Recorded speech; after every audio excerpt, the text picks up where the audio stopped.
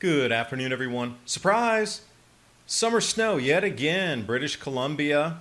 Take a look at the highways here. Closed. Campgrounds closed too. Hurricane season. It's been rather quiet. Hey, I thought we were supposed to get more hurricanes because of global warming. UK government now unveiling steps to reduce 20% of the calories by 2024. And I thought, where have I seen that number before? When we get to the first crop shortages globally where there won't be enough food for everybody. And as that happens with the transition of economy, you're going to be using crypto whether you like it or not. Who's using crypto? Which countries? And how prepared are you for food price rises? If the economic contraction comes this time, there will be no more quantitative easing. What is your food price going to do during that time? Are you prepared? My Patriot Supply, 2-week grab-and-go food crate, or the 4-week food supply. The link's in the description box below, and it's a way to support the Adapt 2030 channel.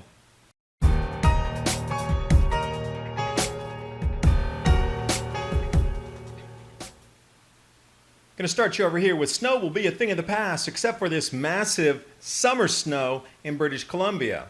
It's the second time it's occurred, once in Alberta as well. It's snowed 3 times this summer in Canada already. Unseasonable snow forces campers out of northern British Columbia Provincial Park. Who would have thought that in the warmest year ever? This is Highway 97 near Fort Nelson. Usually they get a half a centimeter. But this is 35 centimeters. That's over a foot of mid-August summer snow, considered rare and unseasonable, caught everybody off guard.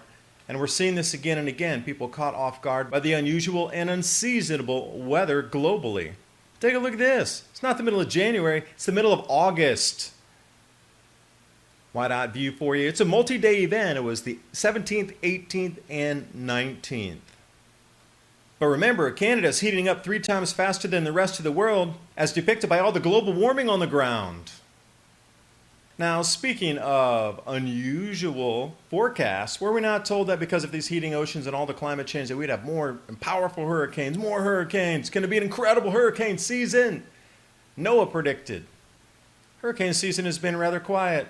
1 hurricane. Barry. That's it. But don't worry, mid-season hurricane formations are definitely going to happen somewhere in the future because they have to get to their forecast.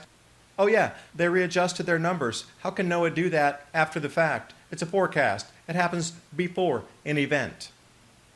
Anyway, they put the causation down here to strong wind shear and dry, dusty air from Africa.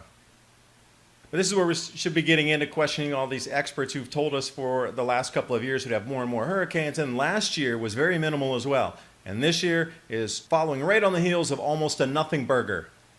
They keep trying to blame heating oceans for every event on the planet, but look, the temperature is dropping.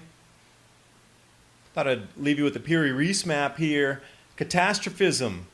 We are definitely in a heavier, more powerful cycle than a 400-year grand solar minimum. I encourage you to do some of your own research on that. There's a massive transition happening. If you can't see the signs all around you in not only the financial media, but the mainstream media about everything heading into a recession, trade wars, trade disputes, it's all planned.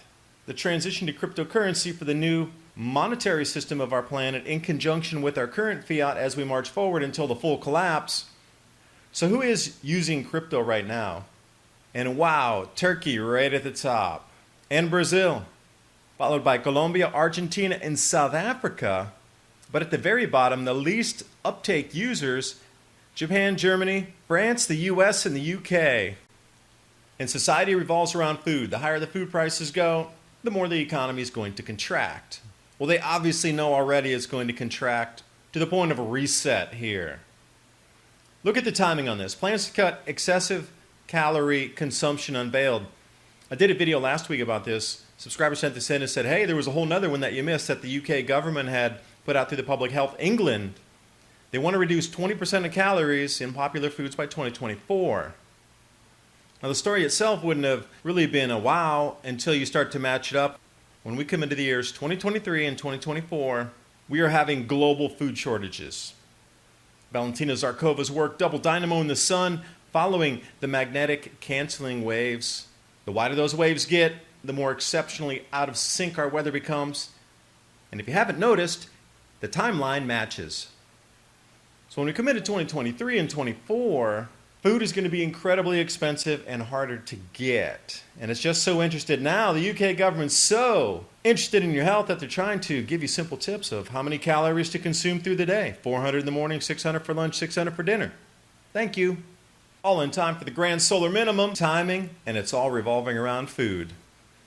Thanks for watching. Hope you got something out of the video. We talk about this with the full timeline in Climate Revolution, the new book that I wrote with Bill Porter, Understand, Prepare, Adapt, and Thrive. The link's in the description box below, and it is another way to support this channel. Plus, get some amazing information on how to prepare for the changes and also see what the changes are so you have both sets of information. I'll see you next video.